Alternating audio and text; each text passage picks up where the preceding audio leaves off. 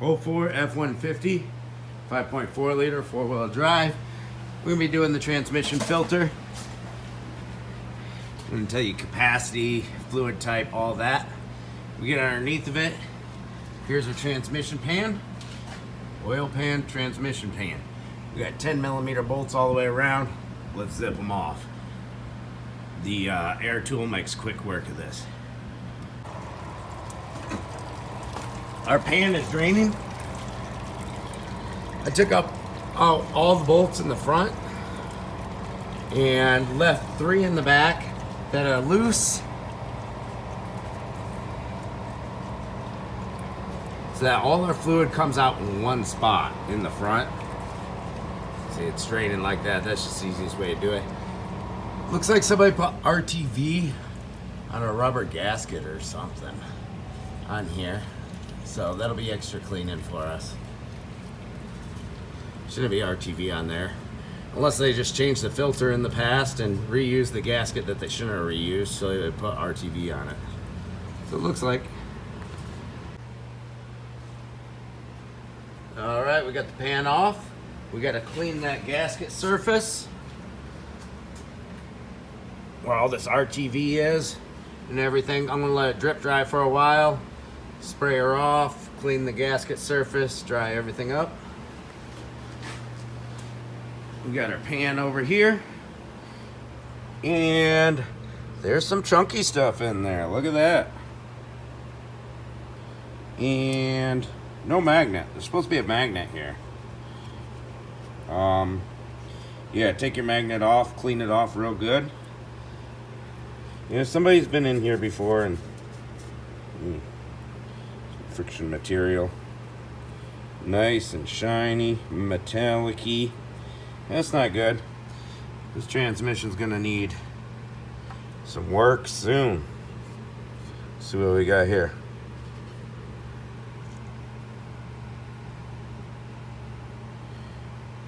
It's like mud. It's literally feels like mud. See, it breaks up like mud and water. Alright, but for a transmission service, let's take this gasket off, throw it away, clean up this with a soft wire wheel or a wire brush, razor blade, get it nice and clean, don't gouge your surface. And so we'll get this cleaned up, get that cleaned up underneath there, change the filter, throw it back together, and let them know what I found in the pan. Alright, we got our pan all prepped and cleaned up. See, the bolts are through the gasket. The gasket's kind of slightly smaller than the bolts, so they thread through. That'll keep the gasket nice and straight. We'll lift that pan up and start threading them in. But all our bolts are in that gasket. Alright, so no reverse on this transmission when it warms up. And I've found this on reverse or and even worse case scenario, worser transmissions with more junk in them, even forward when it warms up, it stops. Usually from like a clogged up filter. Filter gets all clogged up. So all that junk was probably clogging the filter, but where did that junk come from? Need to take the transmission down and open her up. For now, we're gonna get her back on the road. It needs to be driven tomorrow.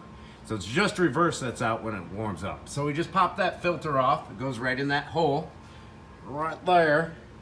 And here's the new filter with the new seal. And it just pops right up in there. You gotta press it in till that seal gets in there nice and tight. There we go. And we put it to the side a little bit because I didn't have it straight where it was supposed to be. There we go, there it is. Filter's installed. Now we lift that pan up carefully and start threading those bolts in. And yeah, I was able to clean all of this and the pan with my soft disc gasket removal air tool, except for right up in here, used a wire brush. All right, when you're tightening those bolts, don't over torque them that you strip it out, the aluminum threads, you can do that. Don't under torque them and leave yourself a leak. Over torque them, you can tear out those threads or mushroom the gasket. No RTV needed on the gasket. All right, we got that transmission pan all buttoned up. Started each by hand with an extender on my 10 millimeter, and then zipped it on with a low torque 3/8 drive air ratchet, mini ratchet, and then did my final torque by hand and crisscross pattern on that. If you can get a cork or a metal rubber gasket, totally prefer those. That was the cheapest of the cheap. It's what they had in stock. That's what I used. There's our fill for our transmission right there. Passenger side. Got a long funnel. And we've got, my chart says initial fill after a filter change, 5 quarts.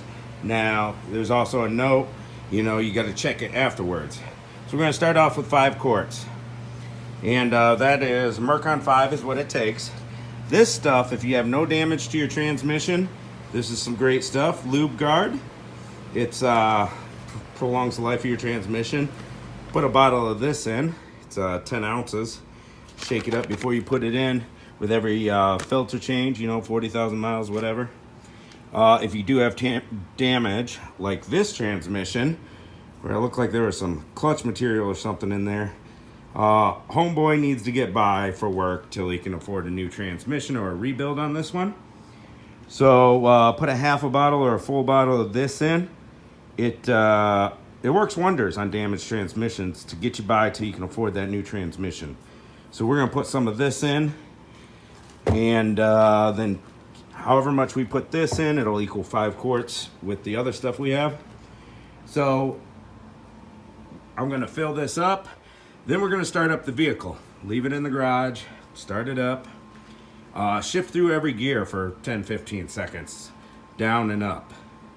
And then check our fluid while running and see where we're at. If it looks good, we'll take it out for a drive, take it down the road and back, get the transmission fluid warmed up, shift through the gears, bring it back in the garage, check the transmission fluid again once it's up to temperature, in park, running, and top off as needed. And this little service here is gonna get them by long enough to afford that new transmission in it. So if you don't have any damage in your transmission, just follow the instructions for the transmission filter and fill, capacity, type, got all that in there. But if you do have transmission, start saving transmission damage. You got chunks of metal, clutch material in there, shiny metal. Yeah, that about covers it. Thanks for watching.